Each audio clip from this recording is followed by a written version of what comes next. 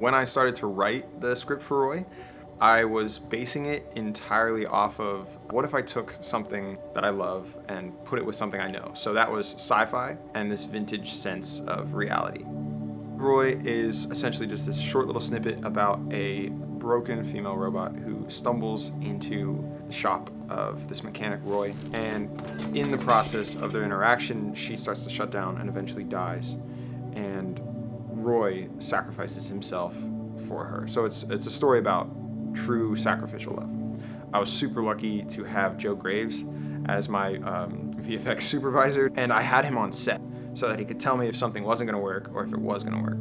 So pretty much as we'd be shooting, before every take, I'd turn to him and be like, hey, is this gonna work? And he'd tell me yay or nay, and we'd adjust. So what the VFX do, rather than kind of take over the scene, they just really work to kind of emphasize small key points that accent certain features of whether it's the actor or the set itself, just to kind of bring the whole thing to life with whether it's lights or small glints in the actress's eyes, just the small things that kind of just bring a vibrancy to the sci-fi element that wouldn't otherwise be there. Some of the aspects to the VFX were the actual suit of the girl. So her costume has built-in green sections to be keyed out to make her seem slightly less human. We had a green suit made by James Guericke, and just having dark leggings wouldn't have had the same effect.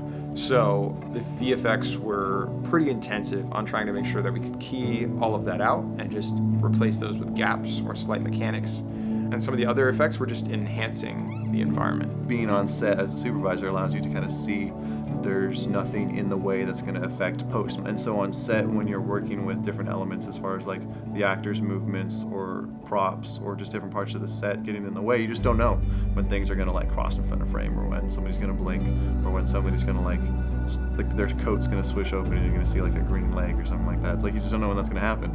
Those are some of the small things you can't always predict, and when they do happen, either it's like, okay, can we do another take, or you just kind of suck it up and realize that you're going to do some rotoscoping in post, which happens. Joe just killed it with the effects and making sure that everything was integrated.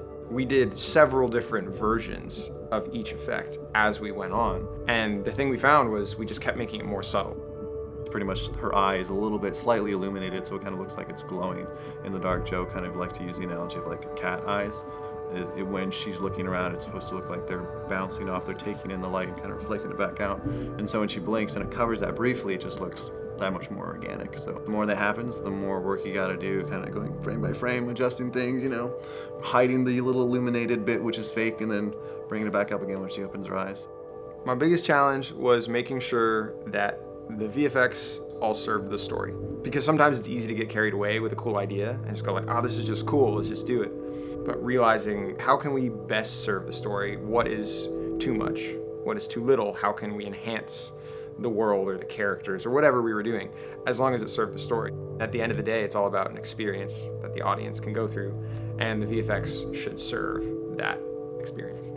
The interesting thing about this script is that it's balancing two different characters. They're both experiencing the same thing in different ways. And so I wanted to shoot it differently for each of them. Obviously Merrick doesn't want anyone close to her. So we agreed we would not get closer than like a medium shot on her.